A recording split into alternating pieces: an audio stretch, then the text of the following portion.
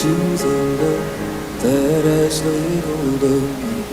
I'm holding on to the love that has laid hold of me. Hey FCF, we're continuing on in our series about running the race, this entire life of ours, this developmental journey with our Creator. It's likened unto a race. There's a lot of analogies given in Scripture, but one is a race. So I want to read to you today from the Old Testament book of Isaiah. This is over 700 years even prior to the coming of Christ. And I'm reading in Isaiah chapter 40, beginning in verse 28. Do you not know, have you not heard? The Lord is the everlasting God, the creator of the ends of the earth. He will not grow tired or weary, and his understanding no one can fathom. He gives strength. Now this is where it gets interesting to us. He, the Lord, gives strength to the weary and increases the power of the weak. Even youths grow tired and weary, and young men stumble and fall. But those who hope in the Lord will renew their strength. They will soar on wings like eagles. They will run, there's our analogy, they will run and not grow weary.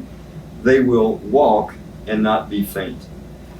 So when we really surmise what this portion of Scripture is talking about, it's a fascinating thing to contemplate.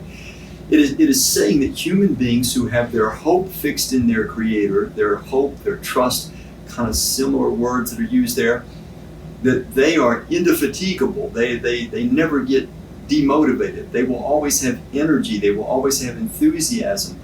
They will always be able to keep pace with whatever challenges life throws at them. One of the most precious things to have in life is to have enthusiasm.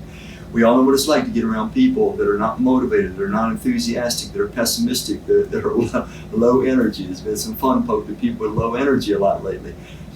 But the truth of this passage is saying that when you and I are living in accord with our design, what was that, our accord with our design? It's living in a trust, hope union with our Creator, that He infuses energy in us. He keeps us motivated. He keeps us enthusiastic.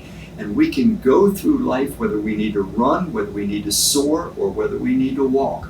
We will be indefatigable. We will have the power that we need, the energy that we need for whatever challenges life may dish out. This raises an interesting question. How motivated, how enthusiastic, how energized do you tend to be? Do I tend to be? It's a good question to ask ourselves, because when our trust and our hope is sufficiently connecting with our Creator, one of the manifestations of that is that His energy continues to pour into us.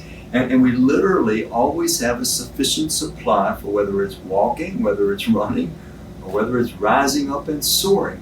Sometimes we have to transcend our circumstances. That's soaring like an eagle. Sometimes we have to run because there's all kinds of challenges, and it's almost like navigating an obstacle course. Sometimes it's a long journey, and we just have to be able to walk. We have to be able to endure. We have to be able to just keep on keeping on. The promise is that when we're connecting with our Creator, that His energy gets transferred into us, and that's the kind of beings we're meant to be, those that always have a full supply of energy for whatever the challenges that life may give us. How energized are you? How enthusiastic are you? How motivated do you stay? Because that's the gift that the Creator wants to give to each of us each and every day. FCF, thank you for spending this time with me. I'm holding on to the love that has laid hold of me. I'm holding on to the love that has laid